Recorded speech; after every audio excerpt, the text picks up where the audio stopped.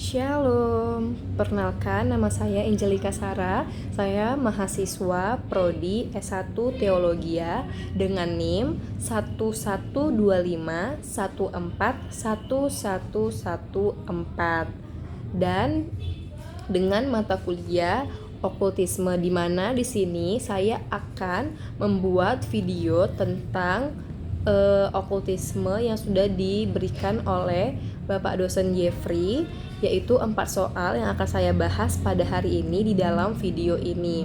Soalan yang pertama, apa definisi dari okultisme? Okultisme didefinisikan menurut KBBI sebagai suatu kepercayaan terhadap segala bentuk kekuatan gaib yang dapat dikuasai oleh manusia, atau kajian tentang kekuatan gaib. Okultisme sendiri diambil dari bahasa Inggris, yaitu occultis, yang berarti tersembunyi, rahasia, gaib, misterius, gelap, ataupun kegelapan. Di sini saya mengambil 2 bagian definisi, yaitu menurut Perjanjian Lama dan menurut Perjanjian Baru. Menurut Perjanjian Lama, di dalam PL, okultisme itu dipandang sebagai kekejian bagi Allah yang seringkali dikaitkan dengan praktik penyembahan berhala dan agama bangsa-bangsa di Kanaan. Jadi bangsa-bangsa di Kanaan banyak yang melakukan praktik penyembahan berhala yang merupakan suatu kekejian bagi Tuhan. Di dalam PL, Allah menuntut umatnya untuk hidup kudus dan hanya bergantung kepadanya. Jadi di dalam PL banyak juga bangsa-bangsa yang tercimpung dalam penyembahan berhala atau praktik okultisme. Bentuk praktiknya berdasarkan dari kitab Ulangan 18 ayat 10 sampai 12. Praktik yang dilarang itu yang pertama, mempersembahkan anak sebagai korban api, petenung, peramal, penelaah pertanda, penyihir, pemakai jampi-jampi, pemanggil arwah, hingga meminta petunjuk kepada orang-orang mati. Tindakannya, umat Israel dilarang keras meniru hal ini karena hal ini merupakan suatu kekejian bagi Tuhan. Pelaku praktik okultisme ini dianggap melanggar kesucian Allah dan hukumannya pada zaman PL itu sangat berat apabila mereka ketahuan melakukan praktik okultisme. Lalu, menurut Perjanjian Baru, di dalam Perjanjian Baru, okultisme ditempatkan di bawah terang pengorbanan Kristus. Praktik-praktik ini dikaitkan langsung dengan pekerjaan iblis, roh-roh jahat, dan sifat-sifat manusia yang berdosa, seperti kedagingan ataupun hawa nafsu.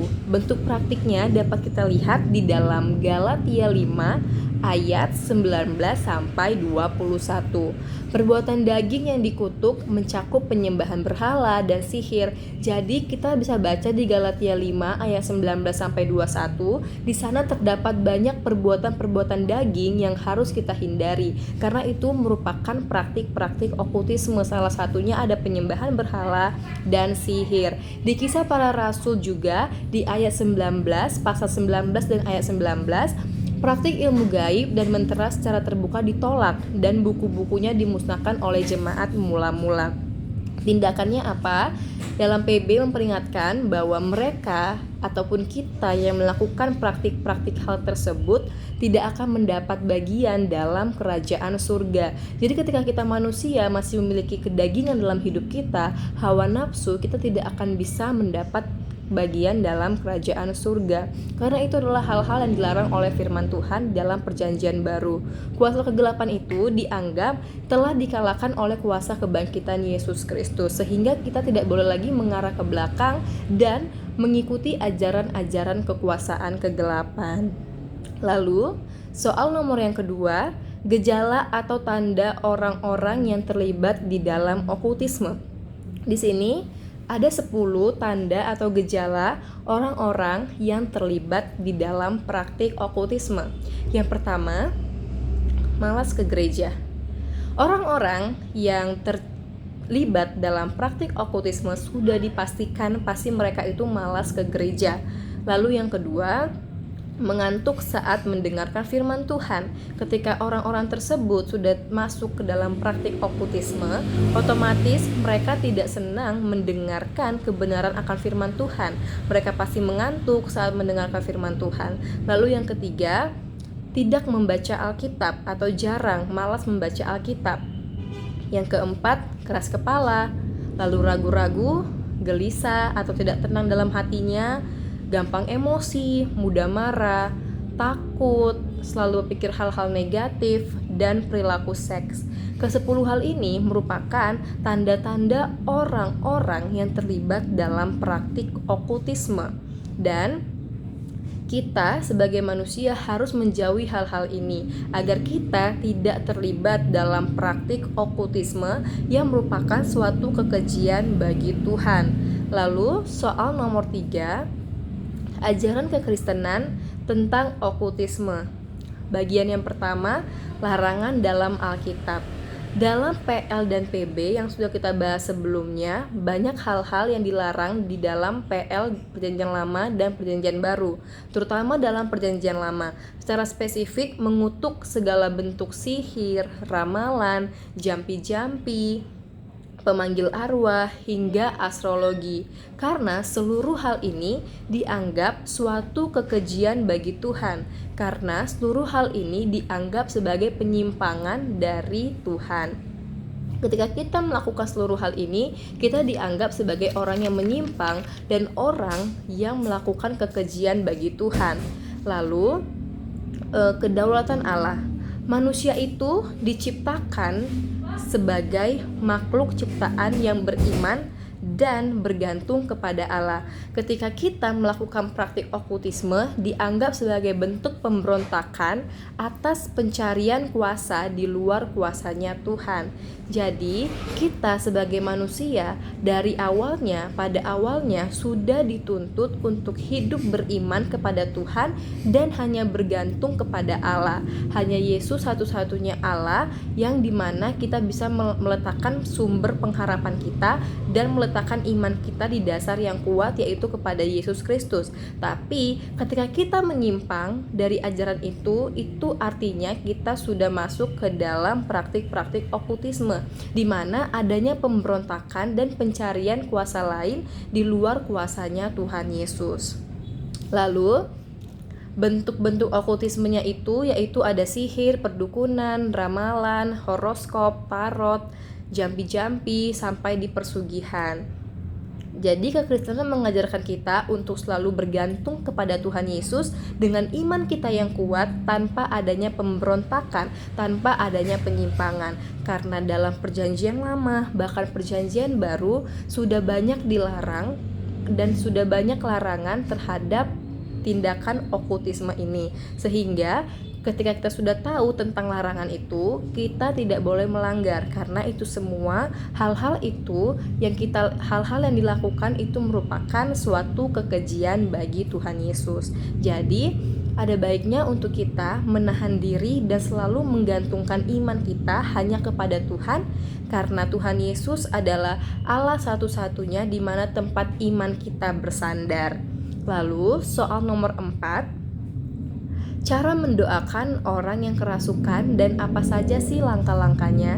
Yang pertama, tentunya kita harus doa proteksi terlebih dahulu, meliputi mendoakan keluarga, pelayanan, usaha. Kita harus melakukan yang namanya doa proteksi agar ketika kita mendoakan orang yang kerasukan, semuanya berjalan dengan lancar.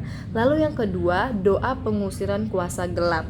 Ada beberapa langkah-langkah yang harus dan wajib kita lakukan. Yang pertama itu, hendaknya tidak menutup mata. Ketika kita mendoakan seseorang yang sedang kerasukan, ada baiknya untuk kita membuka mata kita dan menatap mata orang yang sedang kerasukan tersebut. Lalu yang kedua, tidak menggunakan media secara berlebihan. Zaman sekarang banyak kita lihat bahwa ketika seseorang mendoakan orang yang kerasukan setan, dia mengandalkan media sebagai hal yang bisa digunakan untuk mengusir setan. Padahal itu hanyalah sebuah alat untuk kita mendoakan seseorang yang kerasukan setan, bukan sebagai bukan sebagai jadinya seperti kultulisasi benda. Jadi ketika kita mendoakan orang, gunakan media itu secukupnya dan tidak secara berlebihan, seperti minyak urapan, anggur, air. Gunakan dengan secukupnya, jangan berlebihan, karena itu merupakan kultulisasi benda. Karena pada dasarnya semua kuasa itu ada di dalam nama Yesus saja. Ketika kita melakukan dengan nama Yesus, pasti semuanya akan aman. Lalu yang ketiga, bila kita ragu, hendaklah kita mengajak teman sekerja kita, teman sepelayanan kita. Ketika kita ragu dalam mendoakan orang, atau kita masih bimbang, atau kita masih takut mendoakan orang yang kerasukan setan, ada baiknya kita mengajak teman sekerja sepelayanan kita untuk membantu kita mendoakan orang yang kerasukan setan. Karena ketika kita mendoakan orang kerasukan setan dengan ragu-ragu, tidak dengan keyakinan, pasti kuasa kegelapan tidak akan beranjak dari tubuh orang tersebut. Tapi ketika kita yakin, tidak ragu-ragu, pasti kita bisa melawan kuasa kegelapan tersebut. Lalu, tidak menebak-nebak kuasa pada benda. Lalu yang kelima, tidak mengikuti kemauan kuasa kegelapan. Dan yang keenam, gunakan kepekaan Roh Kudus. Dan yang terakhir langkahnya, ketika kita dikaruniai bahasa roh, ada baiknya kita menggunakan bahasa roh itu dengan baik dan bukan juga secara berlebihan. Ketika kita dikaruniai oleh bahasa roh, kita bisa menggunakan. Tapi ketika kita tidak dikaruniai oleh bahasa roh, kita tidak usah menggunakan bahasa roh tersebut, kecuali kita dikaruniai oleh bahasa roh. Jadi dari keempat soal yang sudah saya bahas, kita dapat belajar apa saja itu definisi daripada okultisme. Terus kita bisa mengenali orang-orang yang terlibat dalam okultisme. Lalu kita juga bisa belajar tentang ajaran kekristenan tentang okultisme. Bahkan di akhirnya kita diberitahu langkah-langkah untuk mendoakan orang yang terikat oleh kuasa kegelapan. Jadi okultisme ini mengajarkan kita dari awal sampai akhir, sampai pada ke prakteknya langsung. Sekian penjelasan dari saya. Terima kasih. Shalom. Tuhan Yesus memberkati.